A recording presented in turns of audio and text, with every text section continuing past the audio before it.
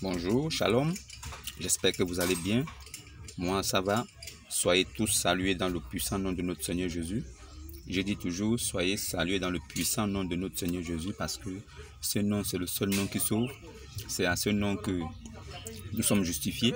C'est à ce nom aussi que nous sommes sanctifiés.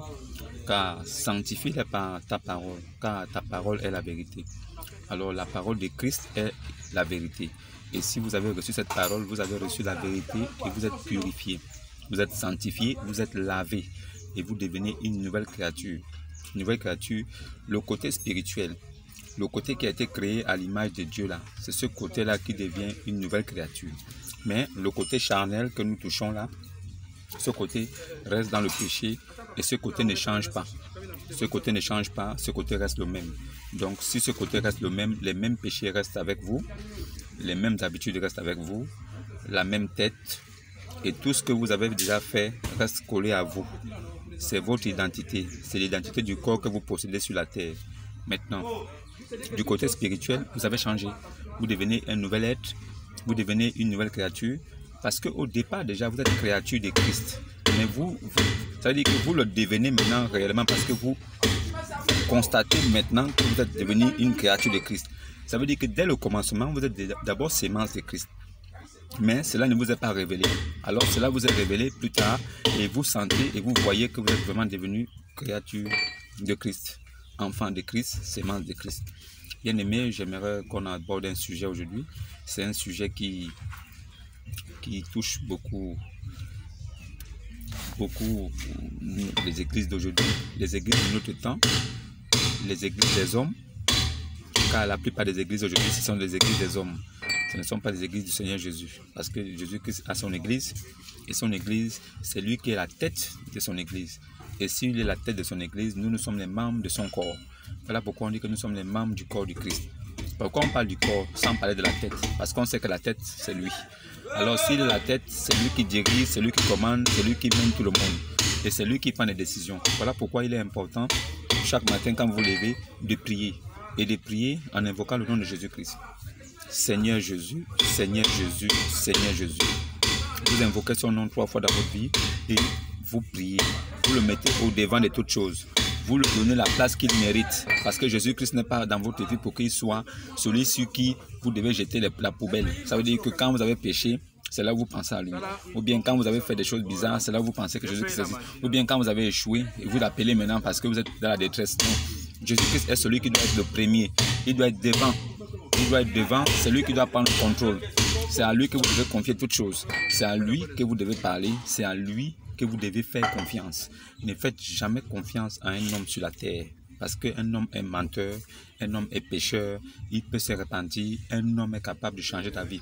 Un homme est capable de vous dire quelque chose et changer la vie plus tard. Voilà pourquoi vous avez remarqué que beaucoup de personnes souvent, quand vous avez besoin de quelque chose, vous allez vers eux, vous les demandez service. Ils vous disent oui, il n'y a pas de souci. Mais vous constatez plus tard que ces mêmes personnes, quand vous repartez, souvent vous les appelez, ils ne décrochent pas. Alors que ce sont eux-mêmes qui vous ont promis, ce sont eux-mêmes qui vous ont rassuré. Mais quand vous les appelez plus tard le jour J, ils ne décrochent plus le téléphone. Ou bien vous les cherchez et quand vous les trouvez, ils disent que non, ce n'est pas possible. Alors qu'ils vous ont donné des garanties. Et vous êtes appuyé sur ces garanties-là pour faire des projets. Vous êtes appuyé sur cette parole-là pour penser que tout était déjà accompli. Mais le jour J, vous vous rendez compte que le gars n'est même pas avec vous. Ça veut dire que durant tout le temps où vous avez pensé que tout était propre, lui ne pensait même pas à ça. Il était dans autre chose. Parce que pour lui, ce n'est pas une priorité. Voilà. Donc, ne faites pas confiance aux hommes. Mettez toute votre confiance en Dieu. Et faites attention. Faites très attention. Quand vous faites confiance en Dieu, vous le laissez agir. Et ce qui arrive dans votre vie est sa volonté. Ce qui se passe ne vous regarde pas. Mais cela ne vous regarde pas comment. Si vous êtes d'abord enfant de Dieu, si vous avez accepté Jésus-Christ, si vous avez pris votre baptême au nom de Jésus-Christ. Parce que le baptême au nom du Père, du Fils et du Saint-Esprit, ce n'est pas le baptême de Christ.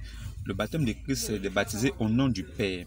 Quel est le nom du Père? Au nom du Fils. Quel est le nom du Fils? Au nom du Saint-Esprit. Quel est le nom du Saint-Esprit? Quand vous trouvez le nom de ces entités-là, vous baptisez en ce nom-là. C'est comme ça que se prend le baptême. À partir de là maintenant, vous lui confiez toutes choses parce que c'est lui le berger et vous vous mettez à l'arrière. Vous n'avez pas besoin d'être devant.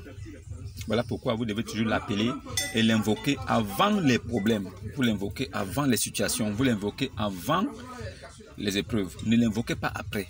Invoquez son nom avant. Pour ceux qui sont chrétiens, ils ont ce droit parce que c'est leur papa. Ceux qui ne sont pas chrétiens, ce n'est même pas la peine. Ceux qui ne savent même pas qu'ils sont chrétiens, ce n'est même pas la peine. Comment savoir qu'on n'est pas chrétien? Posez des questions en ce qui concerne la chrétienté. Je vous dirai qui doit se reconnaître comme chrétien. Qui peut dire qu'il est chrétien et qui peut ne pas le dire? Beaucoup de gens disent qu'ils sont chrétiens, mais la plupart ne le sont pas.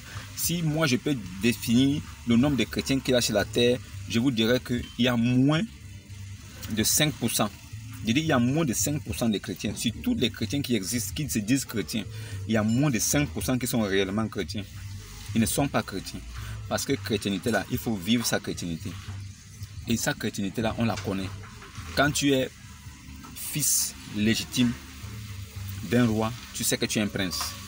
Tu n'as pas besoin d'attendre longtemps ou bien d'attendre le jour de ta mort pour savoir que tu es un prince. Non, de ton vivant, tu sais que tu succèdes déjà. Tu sais que tu es déjà quelqu'un qui est promis au trône. Voilà pourquoi nous sommes co-héritiers avec Christ. Si nous sommes co-héritiers avec Christ dans le royaume de son Père, nous sommes aussi héritiers du royaume du Père. Nous sommes aussi fils des rois et nous sommes princes. Donc faites attention, ne faites pas confiance aux hommes parce qu'ils vous ont promis. Non, mais concentrez-vous plus sur comment faire pour mettre toute votre confiance en Christ.